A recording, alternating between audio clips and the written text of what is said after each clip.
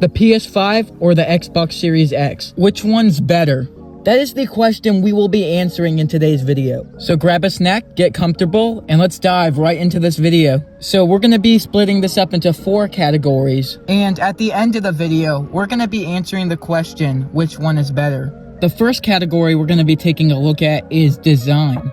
So if we take a look at the Series X I own, you'll notice that it's very simple and very compact compared to the PS5. Got the fans on top, the green design, and you got a really slim, boxy, like really sharp corners, very boxy like area around it. And if I'm gonna be honest, it looks pretty clean. It doesn't really look bad. If we take a look at the PS5's design, it is much different. Sony really took a gamble on this design, and I'm gonna be honest, it looks pretty good. There's 2 panels that can be replaced and taken off, and they cover up the main hub of the PS5, where all the cables and ports go. And I think the design looks really sleek, and it really sells the whole futuristic theme.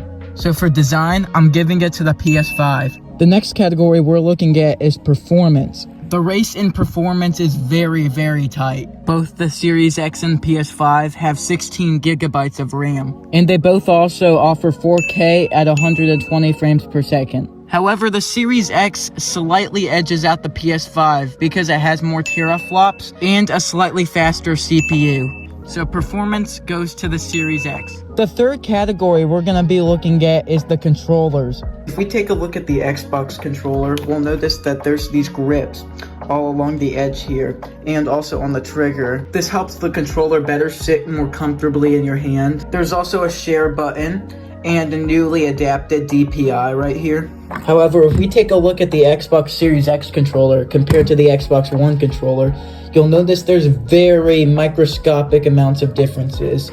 It's only really in the DPI and grip. Now this can actually be a good thing because you can use Xbox One controllers on the new Series X. But that also means there's nothing really new on the Series X controller. If you look at the PS5 controller, you'll notice it is very different from the PS4. There's brand new features like the adaptive triggers that give resistance to make it feel like you're shooting a gun. DualSense is also a new feature which allows you to feel the game around you. For example, if you play the startup game in the PS5, you can feel every little detail such as rain dropping from the sky. However, you can't use a PS4 controller on the new PS5s. You're going to have to get a whole new collection. But the PS5 controller still reigns superior for these brand new features. So the controller category goes to the PS5. And our last category is backwards compatibility.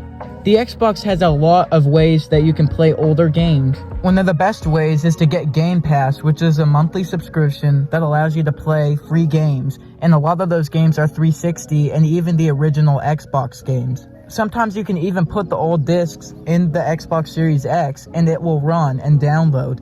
The PS5, however, doesn't have a lot of backwards compatibility.